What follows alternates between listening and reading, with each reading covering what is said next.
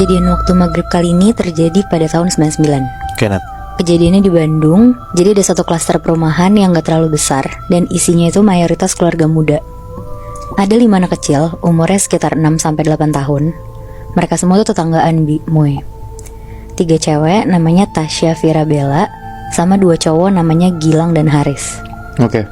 Setiap hari kalau lagi gak sekolah, mereka berlima tuh selalu main bareng di area rumahnya. Mulai dari main sepeda, main bola di lapangan kosong, benteng-bentengan, sampai petak umpet. Tasya tuh setiap hari selalu dikasih tahu sama orang tuanya untuk selesai main sebelum maghrib. Pokoknya tuh gak boleh banget deh, dan Tasya tuh selalu nurut sama orang tuanya.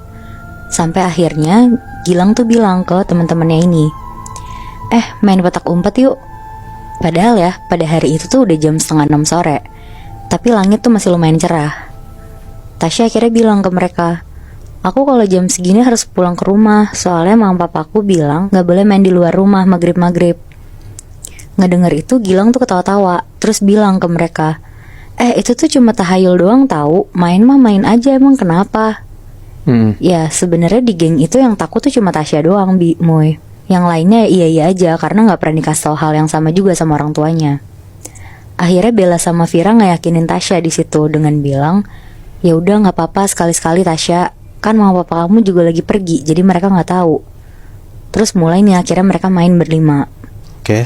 Mereka nentuin siapa yang jaga pakai home pimpa. Dan yang jaga tuh Tasya di situ, karena dia ngeluarin tangannya beda sendiri. Di situ Gilang nyaranin Tasya untuk jaga di bawah pohon yang ada di lapangan gede. Akhirnya Tasya jaga di sana sambil ngitung dari 1 sampai 30. Sorry, Tasya nih yang tadi disuruh menyokapnya pulang sebenarnya ya? Iya bener, Oke, Bi. terus? Nah pas ngitungnya udah selesai, Tasya nengok ke belakang buat nyari teman-temannya kan. Tapi yang anehnya, pas Tasya nengok ke belakang tuh mendadak sekitarnya tuh bukan lingkungan rumahnya, Moy. Tapi kayak hutan yang banyak banget pohonnya. Di situ Tasya kaget banget dan langsung lari buat nyari teman-temannya. Dia teriak-teriak manggil temannya satu-satu, tapi nggak ada tanda-tanda dari temannya juga. Sampai akhirnya Tasya tuh ngeliat kayak ada nenek-nenek jalan di depan dia. Terus Tasya langsung lari dan nyamperin nenek itu kan. Sambil ngos-ngosan dia tuh nanya, "Nek, maaf ini di mana ya? Kok tiba-tiba aku di sini?" Nenek itu cuma diem aja sambil tetap jalan ke depan. Akhirnya Tasya tetap ngikutin nenek itu jalan, karena lama-lama tuh sekitar jadi gelap banget hutannya karena udah malam kan. Jadi akhirnya Tasya ngikutin nenek itu terus. Nah sekarang nih balik lagi ya ke point of view-nya teman-temannya yang lagi ngumpet. Si Gilang sama yang lainnya tuh ngerasa, kok Tasya lama banget ya jaganya, kenapa dia gak nyariin mereka semua. Akhirnya karena udah mulai azan maghrib juga, mereka semua balik ke tempat pohon Tasya jaga tadi. Semua itu kaget banget Moy, karena ngelihat Tasya udah gak ada di bawah pohon itu. Sebenarnya yang paling panik di situ tuh Gilang, karena dia kan yang maksain Tasya main menjelang maghrib gini kan. Mereka berempat tuh sempat diem dulu di bawah pohon itu. Bella sama Vira teriak-teriak nyari Tasya juga gak ketemu. Sampai akhirnya mereka tuh ke rumah Tasya, karena mereka tuh mikir mungkin Tasya takut dimarahin jadi dia pulang duluan. Oke. Tapi tuh pas udah sampai rumahnya, mbaknya Tasya tuh bilang kalau Tasya tuh belum pulang juga. Mampus. Akhirnya mereka panik banget tuh berempat, mana orang tuanya Tasya juga belum pulang kan. Akhirnya mereka dibantu sama mbaknya nyari Tasya keliling perumahan, sampai lapor ke satpam juga buat bantu nyari Tasya. Nah sekarang kita balik lagi nih ke Tasyanya. Jadi selama dia perjalanan ngikutin nenek-nenek ini, Tasya tuh bingung Moy. Dia nangis sambil jalan, karena di sekitarnya dia tuh ngelihat makhluk-makhluk aneh gitu Moy. Kayak ada anjing lari tapi kepalanya manusia.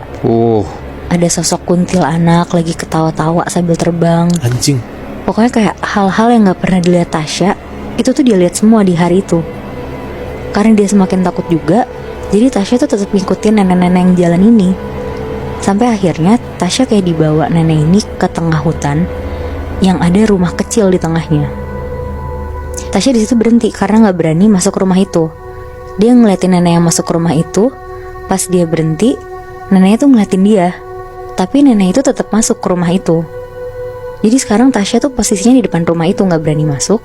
Dia duduk di tanah sambil nangis-nangis dan berdoa buat bisa pulang. Tapi kayak seakan-akan si nenek ini sebenarnya ngajak Tasya buat masuk ke rumahnya gitu ya? Iya, tapi tuh diem aja gitu loh Oh, gak ngomong apa-apa. Jadi gak ngomong apa-apa. Dan Tasya pun takut ya buat masuk ke situ ya? Bener. Terus. Nah pas si Tasya lagi nangis-nangis, tiba-tiba tuh ada suara dari belakang Tasya. Suaranya itu laki-laki sambil ngikutin dia nangis, kayak ngejek gitu loh Moebi. Ya anjrit. Nah Tasya di situ langsung berdiri, terus dia lari buat ngetok rumah nenek-nenek itu. Tapi tuh gak dibukain sama nenek itu. Tasya akhirnya lari kabur, balik ke arah pohon dia tadi. Selama Tasya lari, Tasya tuh dikejar-kejar sama sosok-sosok yang serem banget. Ada pocong, genderuwo, sampai binatang-binatang gak jelas juga ada di kanan kiri dia. Wah bangsat. Sampai akhirnya Tasya tuh udah gak kuat banget, dia akhirnya pingsan. Dan bangun-bangun tuh udah terang hutan itu. Dia balik lagi jalan, teriak-teriak nyari orang-orang juga gak ada. Pokoknya selama Tasya di dalam hutan itu, Tasya udah ngelewatin berapa malam gitulah di sana. Dan dia juga udah pasrah banget akhirnya. Nah sekarang kita balik lagi ke point of view teman-temannya ya. Mereka semua tuh akhirnya nungguin orang tuanya Tasya di rumahnya Tasya. Sampai Bella Vira tuh juga udah nangis-nangis karena takut Tasya diculik sama orang jahat. Karena kan mereka juga ya yang yakinin Tasya buat ikutan main. Sekitar jam 7 malam, akhirnya orang tuanya Tasya tuh pulang. Mereka semua langsung minta maaf dan nyeritain kejadian yang barusan terjadi. Karena anak-anak ini pada belum pulang, jadinya orang-orang tua mereka tuh datang ke rumah Tasya, Moe. Jadinya ini tuh sekarang kayak lagi didiskusiin gimana baiknya buat nyari Tasya. Tapi orang tua Vira tuh yakin kalau sebenarnya Tasya ini tuh gak hilang karena diculik manusia, tapi diculik sama makhluk lain. Karena tuh kan pas banget ya timingnya pas lagi maghrib. Orang tuanya Tasya tuh juga sebenarnya mikir itu. Karena alasan mereka ngelarang Tasya buat main maghrib-maghrib kan karena takut Tasya hilang diculik makhluk halus.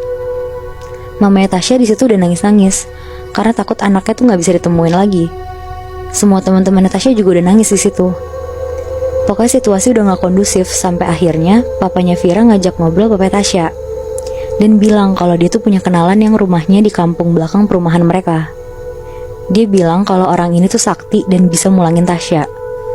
Akhirnya karena udah bingung, papanya Tasya tuh setuju buat manggil orang ini. Sekitar jam 8 malam, Pak Tono namanya, mulai ritual untuk bisa ngeliat Tasya di mana. Pokoknya singkat cerita dia bilang kalau Tasya tuh dibawa sama genderuwo ke alam mereka. Tasya masih hidup dan diselamatin sama Pak Tono, dibawa balik ke alam kita. Pak Tono tuh langsung lari keluar Moe, ke arah pohon tempat Tasya terakhir hilang. Ternyata Tasya tuh udah di sana dalam keadaan pingsan. Langsung digendong ke rumahnya, dibaca-bacain doa, disiram air yang udah didoain juga, dan gak lama Tasya tuh sadar. Wow. Tapi walaupun cuman hilang 2 jam, sebenarnya Tasya di alam itu udah bisa berhari-hari gitu, Nat. Iya bener Bi. Makanya dia kan sampai udah pasrah juga kan akhirnya. Tapi selama dia beberapa malam di alam itu, dia masih diikutin tuh sama makhluk-makhluk yang banyak itu. Masih Bi. Anjing serem banget.